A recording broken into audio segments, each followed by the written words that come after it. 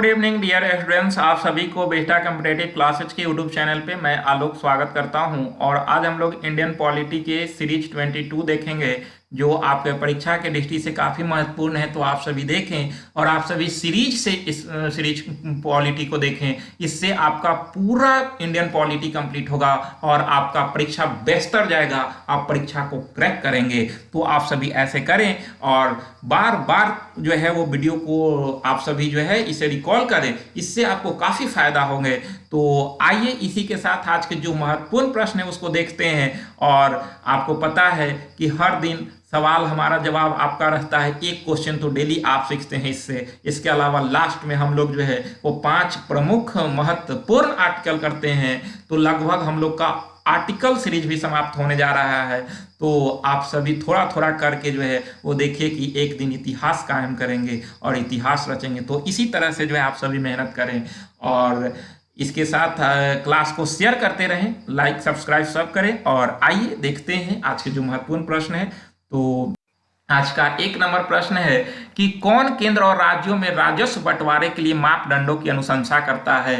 यानी कि केंद्र और राज्य के बीच जो राजस्व का बंटवारा होता है, पैसा की बंटवारा होती है, धनों की बंटवारा होती है, वो किस मापदंडों की अनुशंसा करने पर होती है। तो ध्यान रखेंगे इसका उल्लेख वित्त आयोग किया जाता है। इसका उल्लेख आर्टिकल 280 में किया गया है। वित्त आयोग का गठन राष्ट्रपति के द्वारा हर 5 वर्ष पे किया जाता है। तो वित्त आयोग का काम है राज्यों में राजस्व बंटवारे के लिए मापदंडों की अनुशंसा करना। तो ध्यान रखेंगे इसका आंसर वित्त आयोग होगा। अगला प्रश्न है, केंद्र एवं राज्य के बीच वित्तीय विवादों के निपटारे हेतु मुख्य एजेंसी कौन है। यानी कि दोनों के बीच जो पैसा की बंटवारा होती है उसके विवाद के निपटारा कौन करता है, उसके झगड़ा को निपटारा कौन करेगा। तो इसका आंसर हो जाएगा 1 नंबर सर्वोच्च न्यायालय। दोनों के बीच वह पैसा से संबंधित वित्तीय विवाद से संबंधित निपटारा सर्वोच्च न्यायालय के द्वारा किया जाता है, जो कि भारत में एकमात्र सर्वोच्च न्यायालय नई दिल्ली में स्थित है, ध्यान रखना है। अगला प्रश्न है, 15वें वित्त आयोग का अध्यक्ष कौन था। तो 15वें वित्त आयोग, अभी तक 15 वित्त आयोग का गठन किया जा चुका है। 15वें वित्त आयोग 2020 से चल रहा है। तो 15वें वित्त आयोग के अध्यक्ष कौन है। तो ध्यान रखेंगे इसका आंसर डी होगा, doctor NK Singh. NK Singh 15वें वित्त आयोग के अध्यक्ष हैं, जबकि 14वें वित्त आयोग के अध्यक्ष वाईबी रेड्डी हैं। तो ये दोनों ध्यान रखेंगे, 14वें वित्त आयोग के अध्यक्ष वाईबी रेड्डी और 15वें वित्त आयोग के एनके सिंह। और अभी 15वां वित्त आयोग चल रहा है। और वित्त आयोग का गठन कौन करता है, तो राष्ट्रपति करते हैं आर्टिकल 280 के तहत, ध्यान रखना है, हर 5 वर्ष पे। अगला प्रश्न है, वित्त आयोग का गठन किया जाता है प्रत्येक, तो अभी मैंने जिक्र किया कि हर 5वें वर्ष पर राष्ट्रपति के द्वारा वित्त आयोग का गठन किया जाता है आर्टिकल 280 के तहत। तो डेली 5 आर्टिकल कर करके जो है हम लोग लगभग आर्टिकल को कंप्लीट करने जा रहे हैं। तो उम्मीद करता हूं कि आप सभी का आर्टिकल काफी बेहतर होगा और लगभग अब एग्जाम में आर्टिकल से संबंधित या पॉलिटी से संबंधित आप सभी का क्वेश्चन नहीं छूटेगा। अगर आप क्वेश्चन सुने हैं और देखे हैं, तब ये नहीं कि आप जो है वो सिर्फ देख लिए, तो ऐसे नहीं, आपको हर जो है मेरे पॉइंट पे आपको ध्यान रखना हो। जो कुछ भी मैं बोलता हूं उसको ध्यान में रखेंगे तो मैं गारंटी देता हूं कि आपका पॉलिटी से संबंधित एक भी प्रश्न नहीं छूटेगा। तो बिल्कुल आप सभी ऐसे ही करें। और आइए नेक्स्ट प्रश्न है, संविधान लागू होने के पश्चात अब तक कितने वित्त आयोग बनाए जा चुके हैं। तो संविधान जब से लागू हुआ, यानी देश में संविधान कब लागू हुआ था, तो 26 जनवरी 1950 को हमारा देश एक संप्रभु राष्ट्र बना था। तो उस समय से अभी तक कितने वित्त आयोग गठित किए जा चुके हैं।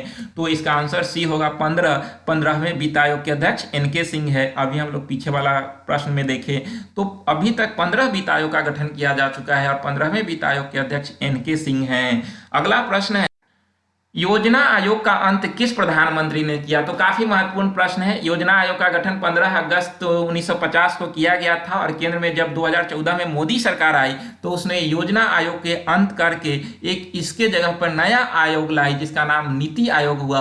और यह नीति आयोग के अध्यक्ष प्रधानमंत्री होते हैं। योजना आयोग का ही स्वरूप है, इसका नाम बदलकर नीति आयोग किया गया, ध्यान रखेंगे। तो योजना आयोग को अंत किसने किया, तो प्रधानमंत्री मोदी। और इस नीति आयोग को लाया कौन, तो मोदी ही लाए। ध्यान रखेंगे कि योजना आयोग के प्रथम अध्यक्ष कौन थे। तो ध्यान रखना है कि योजना आयोग के अध्यक्ष प्रधानमंत्री होते हैं और देश के प्रथम प्रधानमंत्री पंडित जवाहरलाल नेहरू थे। तो योजना आयोग के प्रथम अध्यक्ष तत्कालीन प्रधानमंत्री पंडित जवाहरलाल नेहरू होंगे, ध्यान रखना है। और योजना आयोग के अंतिम अध्यक्ष कौन होंगे? तो जो योजना आयोग को समाप्त किया वही योजना आयोग के अंतिम अध्यक्ष होंगे।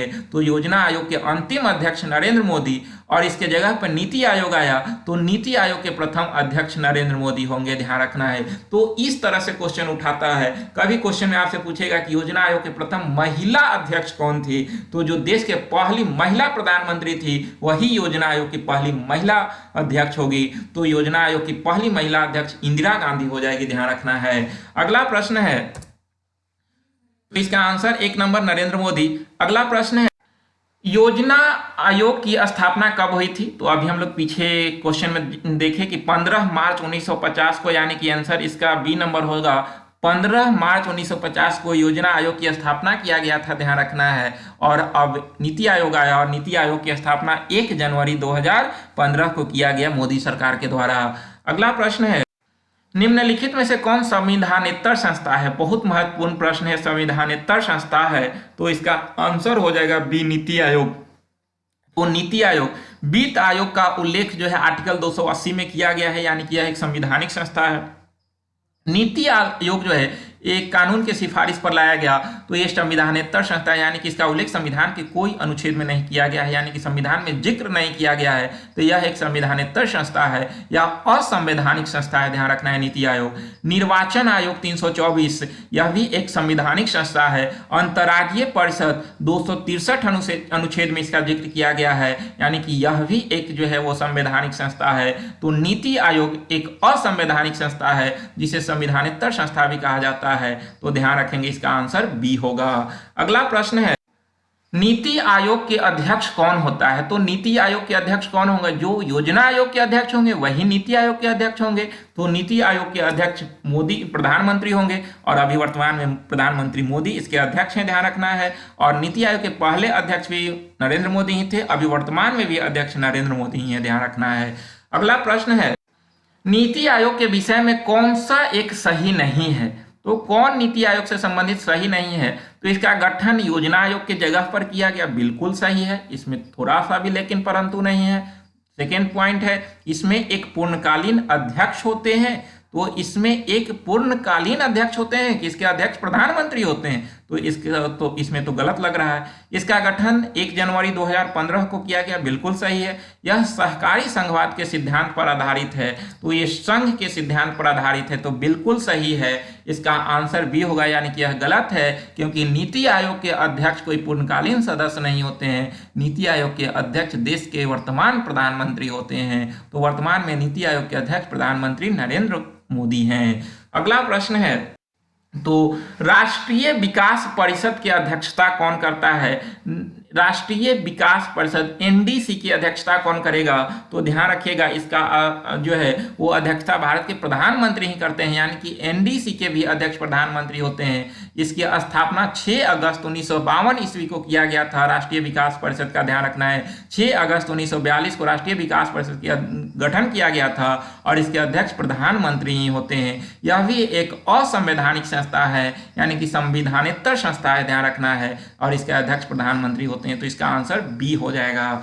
अगला प्रश्न है, तो 5 प्रमुख अनुच्छेद जो है वो पीछे भी किए थे, आज भी 5 प्रमुख अनुच्छेद। 213 राज्यपाल के अध्यादेश जारी करने की शक्ति, पहले ही देख चुके हैं। 123 में राष्ट्रपति अध्यादेश जारी करते हैं और 213 में राज्यपाल का अध्यादेश है। राज्यपाल को अध्यादेश जारी करने की शक्ति है और इसका जो है वो 6 महीना के अंदर पारित होना चाहिए, और जब ये विधानमंडल में पेश किया जाता है तो विधानमंडल को 6 सप्ताह का समय दिया जाता है। अगर 6 सप्ताह में वो पारित कर देता है तो ठीक है, अन्यथा जो है ये अध्यादेश समाप्त हो जाती है। तो राज्यपाल को अध्यादेश जारी करने की शक्ति 213। 214 है राज्यों के लिए उच्च न्यायालय, यानी कि सभी राज्य के लिए एक उच्च न्यायालय होंगे या 2 राज्यों के लिए भी एक उच्च न्यायालय होंगे। इसका उल्लेख आर्टिकल 214 में किया गया है। 215 है उच्च न्यायालय का अभिलेख न्यायालय होना, यानी कि उच्च न्यायालय का अभिलेख न्यायालय होना उल्लेख किया गया है आर्टिकल 215 में। आर्टिकल 216 उच्च न्यायालय का गठन, तो उच्च न्यायालय का गठन आर्टिकल 216 में किया गया है और कुछ रीट जारी करने की शक्ति उच्च न्यायालय को 226 में किया गया है। जैसे हम लोग देखे थे कि अगर हमारा संविधान, हमारे मौलिक अधिकार का उल्लंघन होता है तो हम आर्टिकल 226 के तहत सीधे उच्च न्यायालय जा सकते हैं और उच्च न्यायालय 5 तरह की रीट जारी कर सकती है। जबकि अगर मौलिक अधिकार के हनन होती है तो आर्टिकल 32 का भी प्रयोग करके सीधे सर्वोच्च न्यायालय जा सकते हैं और सर्वोच्च न्यायालय 5 तरह की रीट जारी कर सकती है। यानी कि दोनों न्यायालय को रीट जारी करने की शक्ति दी गई है मौलिक अधिकार के संबंध में। तो इस तरह से 5 प्रमुख अनुच्छेद थे और ये उच्च न्यायालय से संबंधित कुछ महत्वपूर्ण अनुच्छेद थे और उच्च न्यायालय, उच्चतम न्यायालय को हम लोग पीछे वाले वीडियो में देख चुके हैं सीरीज में, तो आप सभी उसको अच्छा से समझें, इससे आपको काफी फायदा होगा।